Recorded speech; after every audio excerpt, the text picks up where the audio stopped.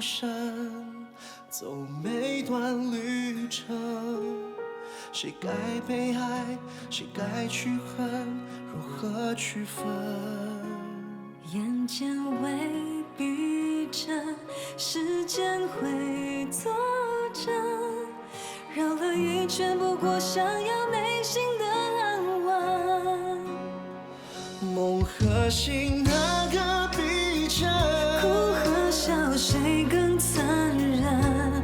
我们说服自己，学会牺牲，对错却没有追问，以为该发生却没有发生。等到想拥抱，怀抱已变冷。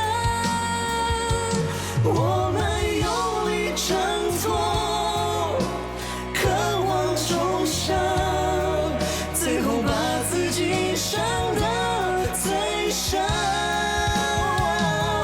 以为该结束，却继续放任。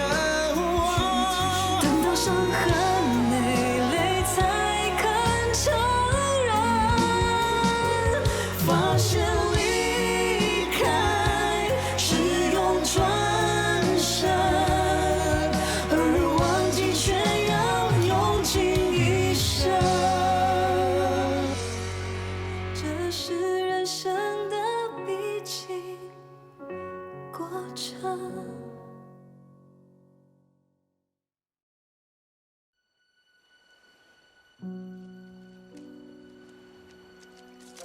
不好意思，你会不会进来？我们是家属。请跟我来。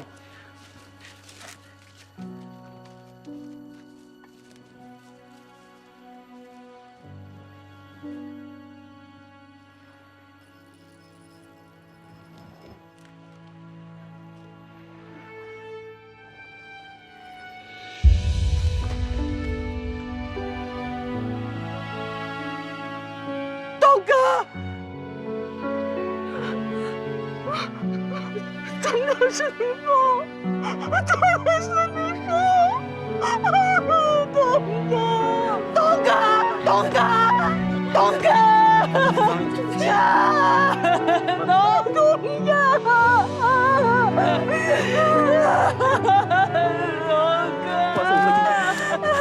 我还会伤的，东哥。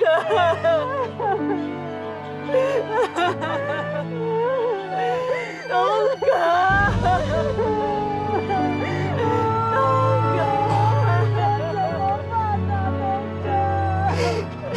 爸，爸，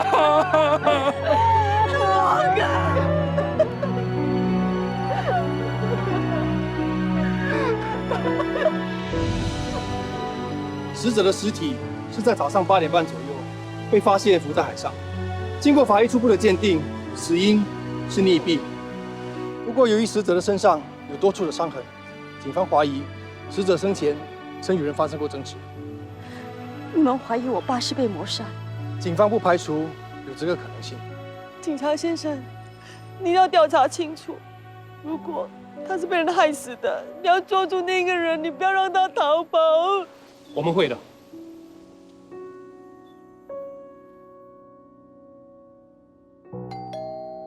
你好，我是特别罪案调查组的调查员，请问你是不是李俊峰先生？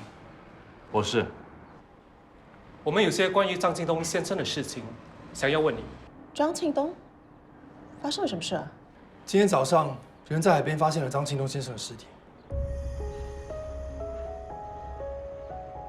李先生，根据张庆东的司机王文才的口供，你可能是最后一个见到死者的人，所以我们需要问你几个问题。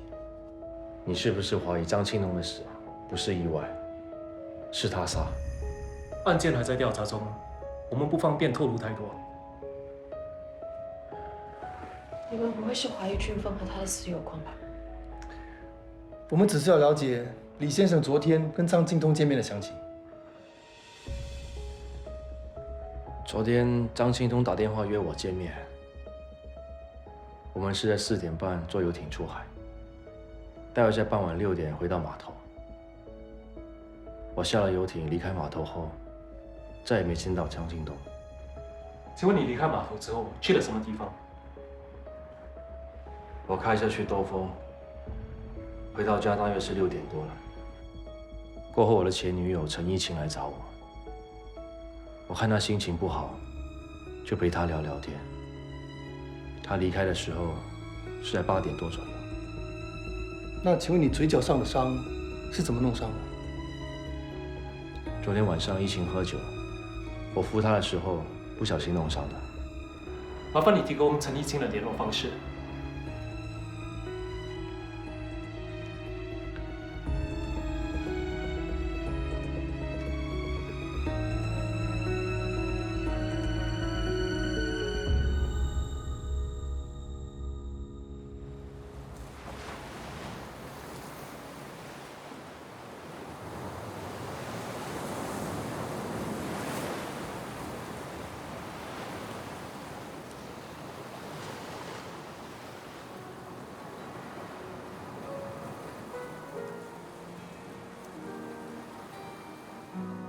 今天是美丽的星期天，是我们家庭日，我们一家人要到外面去郊游。有你这么贴心的女孩子陪陪我，散散步，聊聊天，我已经心满意足了。真的很希望你能名正言顺的成为我半个女儿。以为该发生却没有发生，等到想拥抱，怀抱已变冷。你知道我对他说的最后一句话是什么吗？你要我原谅你，叫你一声爸，你别做梦了。就算你死了，我也不会原谅你。等到伤痕累累才肯承认，发现离开是用转身。我恨了他，恨了20多年。他现在走了，我的心却很痛，真的很痛啊！以为该发生却没有发生，等到想拥抱，怀抱已变冷，发现离开是用转身，而忘记却要用尽一生。以东哥的身份，他的身后事应该办得风风光光、体体面面，可是现在死因不明。要是让你搞得太大，还会引来一大堆记者问东问西的。这件事，等领回爸的遗体再说吧。可是事情总是要办的，我们大家应该好好的想想，怎么做才好。我们现在可以不要讨论这个事情吗？你真的话很多哎！你这话什么意思啊？你爸家人走了，你以为我心里不难过吗？可是该处理的事情，我们还是要处理的。慧珊，你说句话。你们一个两个不出声就以为不用管了吗？丧事迟早要办的。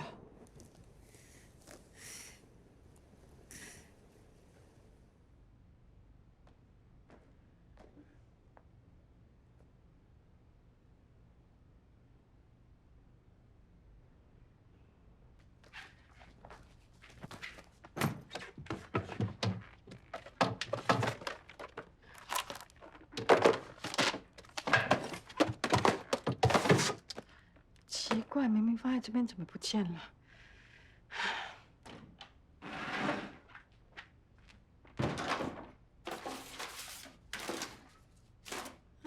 他把它放在哪里呀？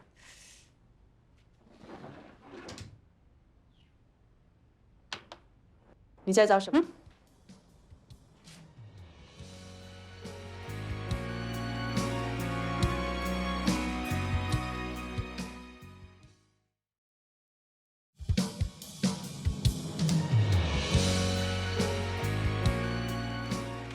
孩子这样跟着我哈？我又不是犯人。你在东哥房干嘛？鬼鬼祟祟的。哦，我知道了，偷东西。你不要胡说八道！我偷什么东西啊？啊？我是去东哥的房间找遗嘱。东哥才刚走，都还没入土为安，你就迫不及待想分财产？我只是想知道遗嘱的内容是什么哈？而且要分财产有错吗？难道你不想分啊？哎，你怎么可以说这种话啊？我有说错吗？你爸现在人走了，我们还是继续要过日子的，子源的生意也继续要做下去，员工等着我们吃饭，难不成你爸一死，我们大家都一起饿死啊？生活当然是要继续过，可是我们也不急着要那笔遗产才能过活。你在这个时候谈分家产的事，你到底有没有考虑到大家的感受啊？我就是考虑到大家的感受，所以我才要去找那份遗嘱，让律师早一点处理啊。东哥生前一直顾及情分，一直给你机会，可是到现在你眼里还是只有钱。是，我眼中只有钱。你们两母子最有骨气了。如果真的那么有骨气，为什么要等到20年又回来张家？你们想得到什么好处？好啊，真的那么有本事，东哥那份财产你们一分也不要分。你不要用激将法啦，很难讲，老爸的遗产里面都没有你的名字啊。我跟你说，现在张家只有你何慧珊是东哥的亲生孩子，慧珊是长女，也是你姐姐。所谓长女为母，以后张家所有的事，慧珊说了算。Please 啦，成语学好点好不好？长女为母，我只听过长兄为父啦。再说，继承家业的永远都是儿子 ，OK？ 你这种败家子，继承张家的家业，迟早会破产。好了，不要再吵了。妈是在替你说话。你不需要替我做什么。我出去一下。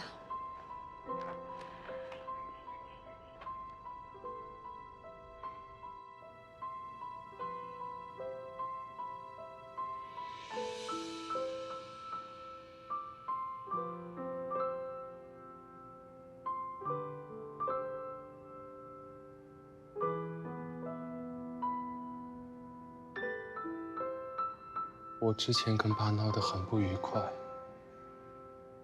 我很气他，对他很失望。但当我看到他躺在那里的时候，我想到的是这么多年来跟他朝夕相处的画面。他教我打球，带我去放风筝，我们一起去紫园看胡季花开。至少，你跟爸的回忆比我多。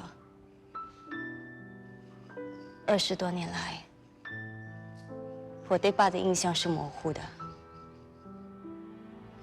我一直相信是他不要我，他赶走了我和妈。你还记得吗？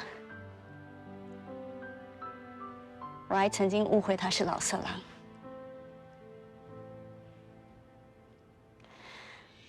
回到他身边之后，我觉得我被保护，我觉得这段日子好幸福。但幸福为什么那么短暂？我们都很爱爸，他永远活在我们心中。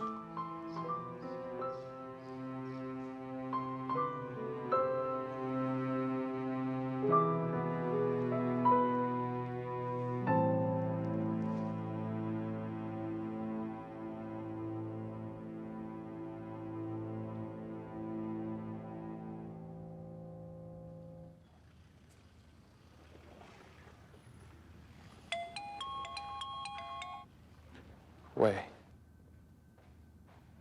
你在哪里啊？好，我马上过来。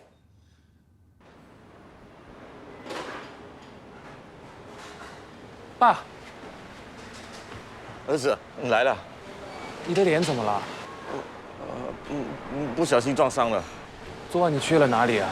怎么一整夜没有回酒店？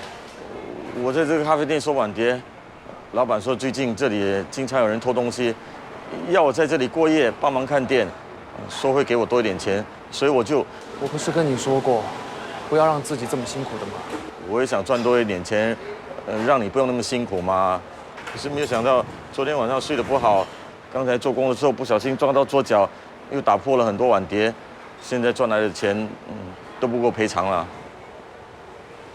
你也不想的，人没事就好。你是他儿子啊？他是老板。你是怎么当人儿子的？你老爸行动不方便，还让他出来工作。对不起啊，老板，我爸打破的碗碟，我现在就赔给你，够不够啊？好好照顾你老爸，缺了腿就在家里休息，不要这么辛苦。没事了，我们回去吧。这几天回去好好休息，不要再出来工作了。哎，你眼睛瞎了吗？没有看到老子站起来啊？是你先撞我的。黑牛哥，以后好好说。不好意思，我儿子不小心撞到你，对不起。哦，哎，我认得你，老家伙啊！你是那个欠我钱的嘛？哎，怎么样？今天没有空，要不要再赌2把？不赌了，我答应我儿子再也不赌了。我们有事，我们先走了。走吧。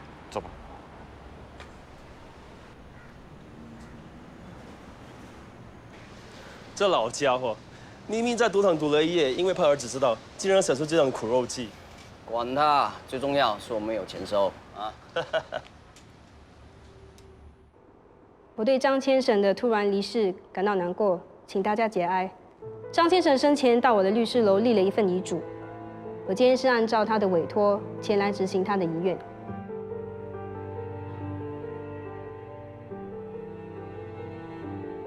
你们干嘛这样看着我？律师不是我找来的。张先生在他的遗嘱里交代了要如何处理他的身后事，希望大家能按照他的遗愿来办理。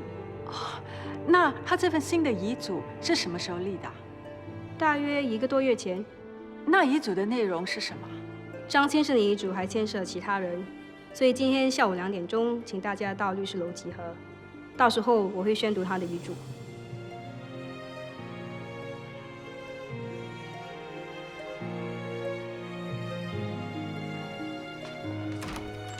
谢谢你，待会见。啊，还有其他的人，那个人肯定是张立行。立行哥从小在这里长大，老爸就把他一直当成亲生孩子来养，遗嘱里有他的一份，有什么奇怪的？可是张立行他毕竟是外人，财产分给他，就等于分给他那个无赖的爸爸张明德，这对我们大家都不公平。钱是东哥的，他爱给谁就给谁，只要是东哥的心愿，我就会帮他实现。立行，你接到律师的通知了吗？他刚才打给我。你会去吗？我还在考虑。为什么？我觉得我没资格拿爸留下的东西。这个时候还有心情跟小野种讲电话？什么野种？他是我的男朋友。我真的不明白，外面条件好的男人这么多，你为什么一定要选他？我觉得他很好。他是个聋子，而且你又不是不认识他那个爸爸，简直是个不折不扣的无赖。如果跟那种人攀上亲家，简直倒了8辈子的霉。他是他，立行是立行。总而言之，我反对你跟那个聋子在一起。你不要再干预我的人生了好吗？从小到大，你要我做什么，我都听你的。小时候你要我读什么，就算是我多么不喜欢，我都做了。长大了，你说要做跟金融有关的事才有出息，我也听你的。我交什么男朋友你都要干涉。我是为你好啊。你所谓的好，都不是我想要的。你知道吗？我一直要逼自己走你要我走的路，可是你到底有没有发现过？我真的很不开心，我从来没有开心过。你让我过我想要过的人生好吗？我是你妈，我管教你，我提醒你，就是想要保护你。我不想看到你受到伤害。你不要再拿我当借口了。你做的一切都是自私的，你伤害到我，也伤害到别人。有时我多希望你不是我妈。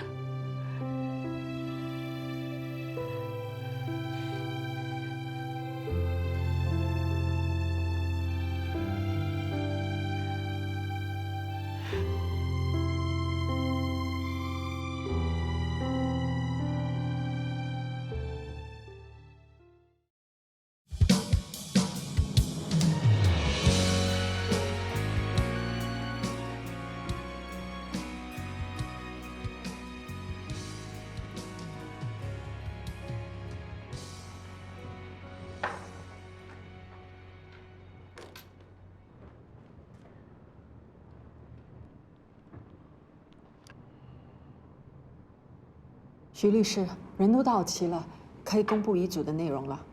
还有2位没到，请大家等一等。该来了都来了，还有谁没来啊2位请。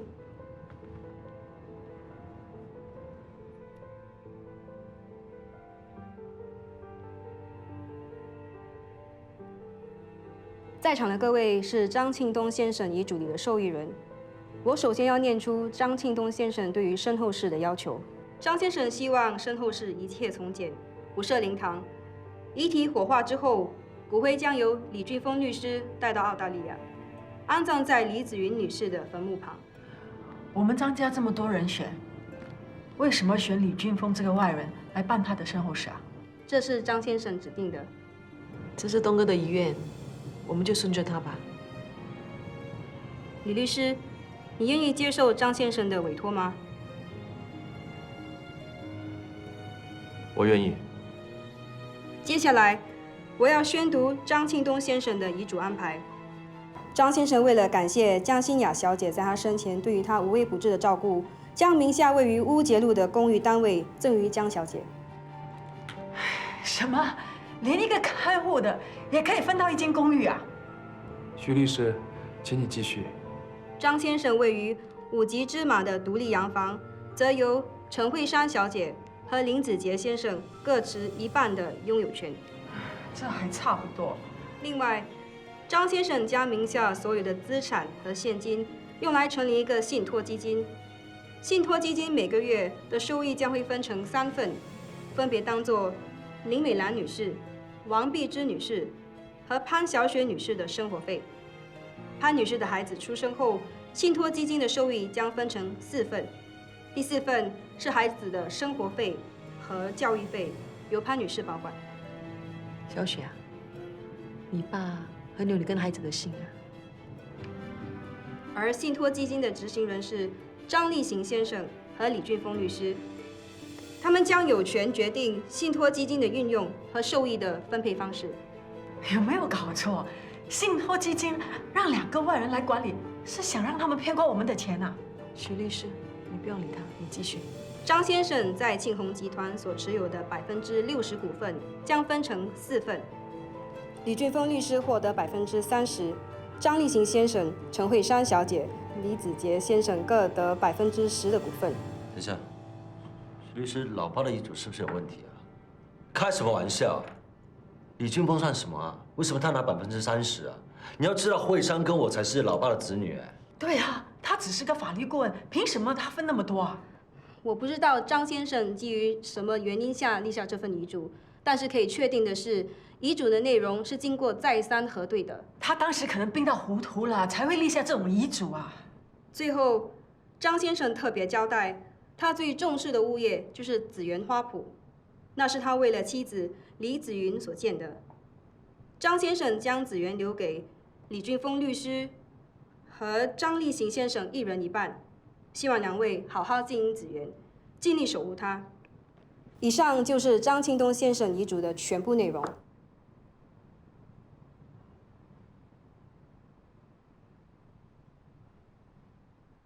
竟然留一大笔财产给外人，连那个看护也有一份。从离开律师楼你就一直说个不停，你嘴巴不累吗？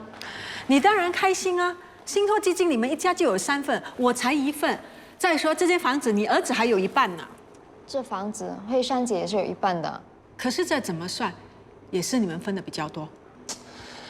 立行哥现在是慧珊姐的男朋友，立行哥分到的股份跟财产也不少啊。以后他们2个结婚了，全部加起来的股份跟财产还不是比我们多？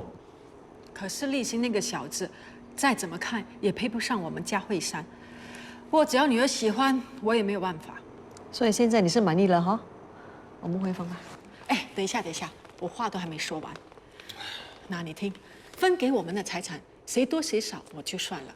可是那个李俊峰，他是谁呀？东哥这么做一定有他的原因的。哎，可是妈咪啊，我觉得俊峰哥好像是拿的比较多哎。婷婷，连你儿子也觉得有问题。我不像你那样贪得无厌的。你不稀罕是吗？那好啊，我就叫慧珊以长女的身份跟他打官司，到时候赢了，你可别后悔哦。是你的就是你的，不是你的，你再怎么争都不是你的。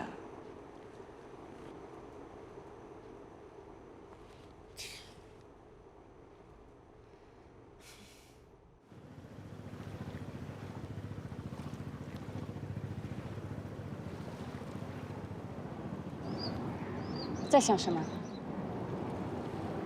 我在想遗嘱的事。跟俊峰有关？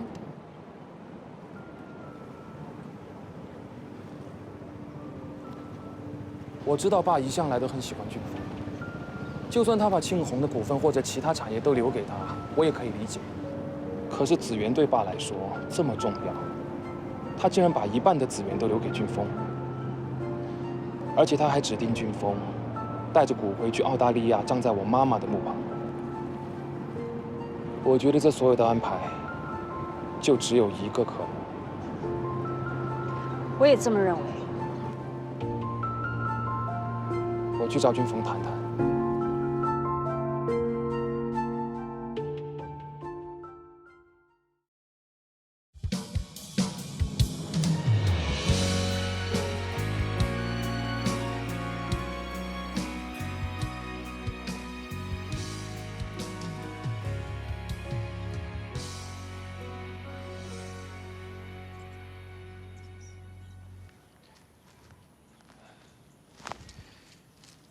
你约我来这里有什么事吗？爸把子源留给了我们两个，我想听听你对子源的看法。子源一向来是由你管理，如果继续让你打理，我想应该没有什么大问题。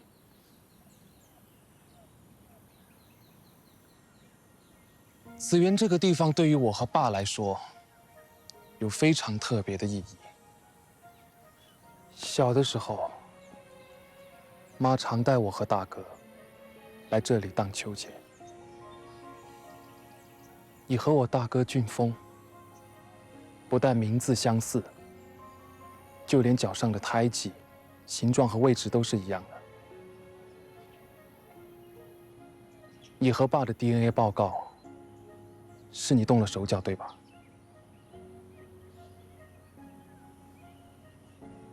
其实你就是我的大哥，张俊峰。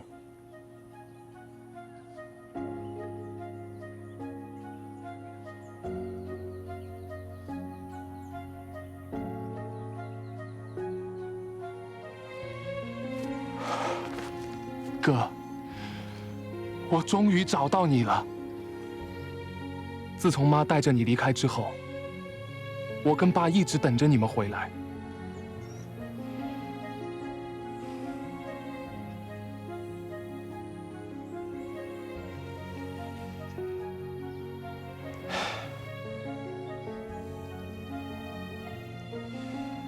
立行，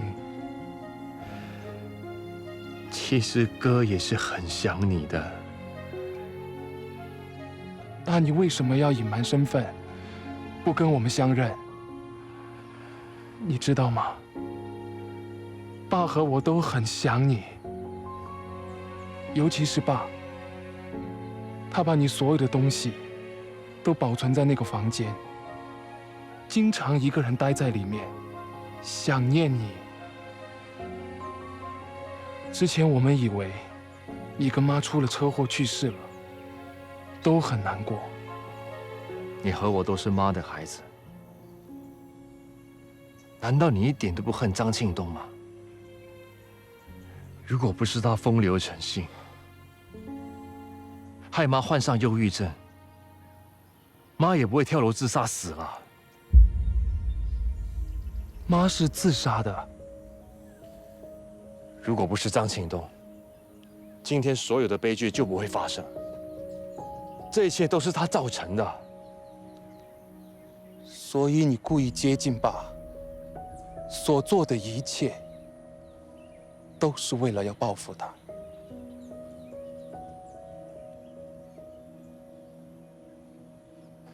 你是爸最疼爱的儿子，你怎么可以这样对他？人都死了，现在说这些又有什么意义？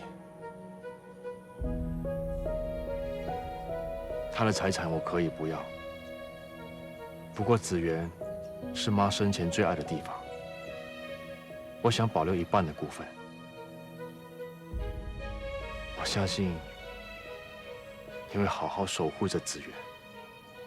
你什么意思？立行，跟你不一样，我跟张家的关系早在20多年前已经断了。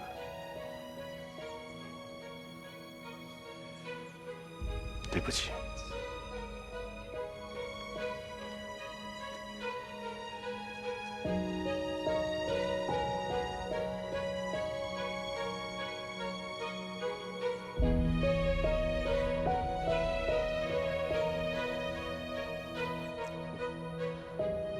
原来俊峰哥就是老爸的亲生儿子，我们的亲大哥啊！怪不得老爸把那么一大笔财产留给他。这么说来，东哥一早就知道李俊峰是他失散多年的大儿子，却一直没有跟他相认。李俊峰这臭小子隐瞒身份接近我们张家，肯定有阴谋。东哥为什么那么傻，会留那么多财产给他？那是因为你不了解东哥。紫云姐是东哥这辈子最爱的女人，他们的儿子当然也是他最疼爱的。就算俊峰做再多的错事，做爸爸的总会原谅自己的儿子。妈咪说的对，以前不管我做任何的错事，老爸他一定会原谅我的。那你们也是东哥的孩子啊，他怎么可以这样偏心，只顾着李俊峰啊？你之前说他是外人，要跟他打官司，现在证实他是东哥的大儿子，你还想打吗？你们大家没意见吗？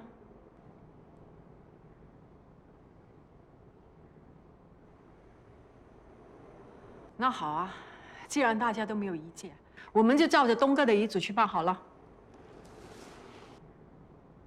啊，对了，立新啊，难得你回来一趟，不如留下来吃顿晚饭再走吧。今天不行啊，我等一下还有点事情。哦，那好，下次回来早一点通知慧珊，我叫雅迪准备你喜欢吃的。谢谢阿姨。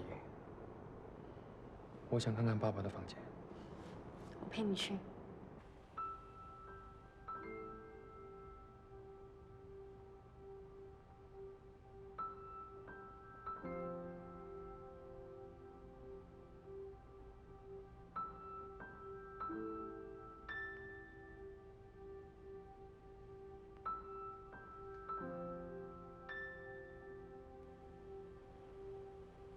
那天我应该听你的话，去跟爸吃饭，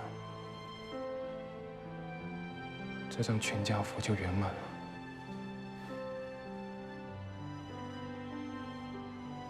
子源是爸和妈的心血，我一定会好好守着他，不辜负爸对我的期望。你决定回来紫园工作了？那也搬回来吧，你的房间爸一直保留着，就是希望有一天你会回来。不是我不想搬回来，只是我的生父该怎么办？他行动不方便，我不能丢下他一个人。这样吧，我们安排他到紫园工作，这样你可以照顾他。如果你担心住宿方面，我们就在紫园附近租个房间给他。那我回去跟他商量一下。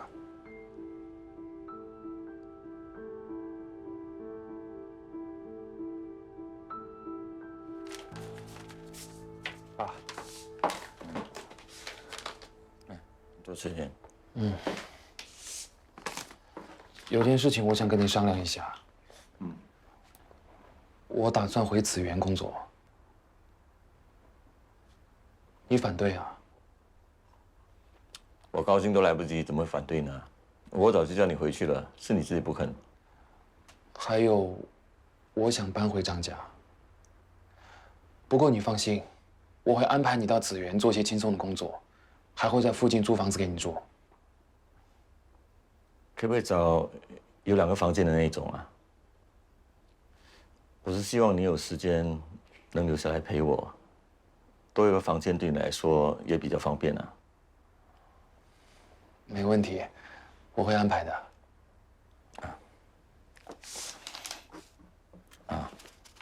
儿子啊，爸有件事要问你，你是不是跟张庆东的女儿在一起啊？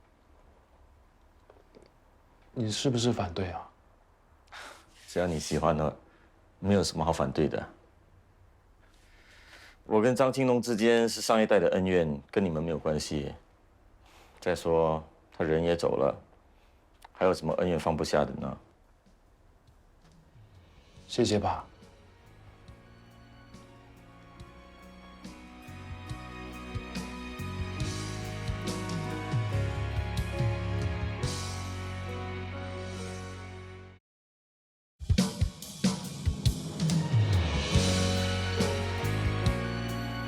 真的假的？李俊峰竟然是老家伙失踪了20多年的儿子？你也觉得很意外吧？李俊峰这人真的很不简单，一直隐瞒自己的身份，欺骗了我们所有人。哼，偏偏那个老家伙还那么疼爱他，把大半财产都留给他。既然他是紫园的新老板，以后我们可要小心这个人。他可不像厉行这么容易被蒙骗过去。哎，对了，你分到多少遗产？讲到这个我就生气了。那个老家伙成立了什么信托基金？那个基金每个月分3份，1份给我，1份给美兰，1份给小雪，还有等小雪肚子里的孩子生下来，还要分1份给小孩。也就是说，林美兰一家就可以分到3/4了。对啊，你说气不气人啊？那个老家伙根本就是偏心。小雪肚子里的孩子才几个月，是男是女，生不生得出都还不知道。好家伙，也未免太紧张了吧？就是啊。不是我乌鸦嘴，如果那个孩子有什么冬瓜豆腐，子杰、小雪这对奉子成婚的夫妻，说不定就散了。我也是这么想的，谁知道明天会发生什么事啊？我带你去那边看看。立行，表叔，阿姨，好久不见哦。欢迎你回来啊。这位是？他是我的生父，以后会在花圃帮忙。哦，幸会幸会。我是紫园餐厅的主厨，我叫阿强。怎么称呼您呢？叫我阿德就行了。不行，你是立行的爸爸，至少要叫一声德哥吧。哪里？她就是惠山的母亲。好，原来你是惠山的妈妈。欢迎你来到紫园工作。谢谢。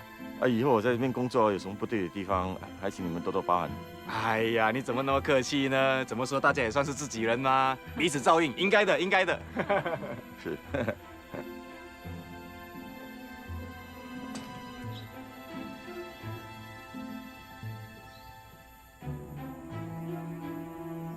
大热天看你满头大汗，哎，休息一下，喝点水吧。谢谢。哎呦，立行也真是，怎么能够让自己的爸爸做那么粗重的工作啊？不关立行的事，是我自己要做的。你对我那么客气，我这里也不习惯。以前我不知道你是立行的亲生爸爸，说话有得罪的地方，你千万不要放在心上啊。我还是要谢谢你，那时你肯江湖救急，把钱借给我呢。别这么说嘛，你也知道我的女儿惠珊跟立行谈恋爱，我们有可能成为亲家，以后要多多来往，保持友好的关系。那是当然的。那既然是这样，过去的一些事情就不需要在孩子面前提起，免得引起不必要的误会，你说是不是？我这个人呢，向来都很健忘的，那些不该记得的事啊，一觉醒来，都忘得一干二净了。我也是。这汤啊，是我特地炖给你喝的，要多喝点，知道吗？谢谢妈。这是你的第一胎，凡事啊你都要小心 ，OK？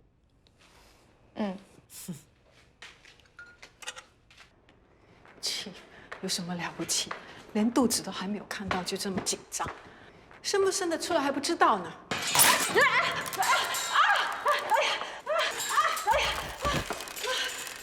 我了！我的秋莲。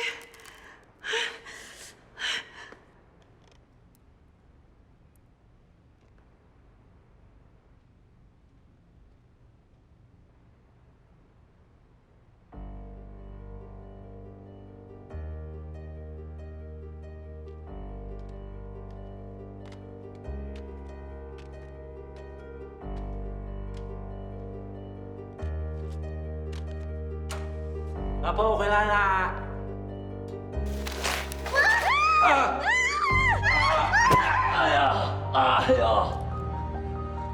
没事吧？怎么了？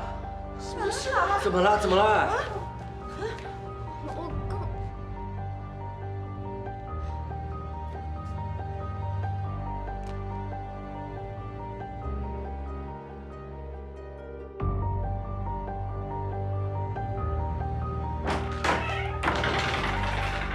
你想干什么？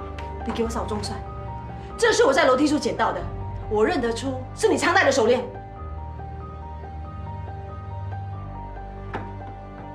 咦，我的手链什么时候断的，我都不知道。你少给我演戏了，肯定是你故意弄断手链，你想害小雪流产，对不对？你在胡说什么？我跟小雪无冤无仇，我干嘛要害她？你眼红，你眼红，她怀着张家的孙子，信托基金孩子也有一份。如果孩子没了，你就不会少分一份。你不要在这里胡说八道，我没有那么坏心肠。兰姨，我看你误会了，我妈不会这么做的。慧珊，别人我不知道，但是你妈有什么事情她不敢做的？喂，你说够了没有？你口口声声说我害小雪，证据呢？证据呢？王碧芝，你散播谣言，挑拨离间，让东哥误会我，我忍下来。你诬赖子杰，说他想吞子渊的钱，我也忍了。现在，你既然想陷害我还没出世的孙子，你到底想怎么样？你到底想怎么样啊？你打我！好了，不要打了，不要打了！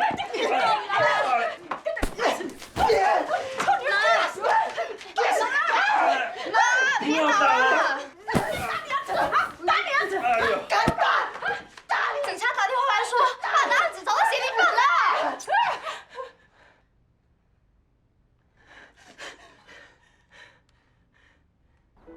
特别罪案调查组，李俊峰先生，警方欢迎涉嫌谋杀张庆东，现在要正式拘捕你。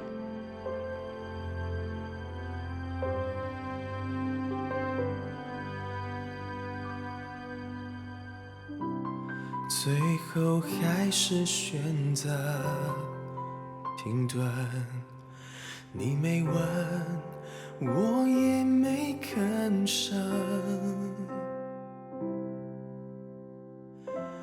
离开的时候，我关了灯，不让你察觉眼角的余温。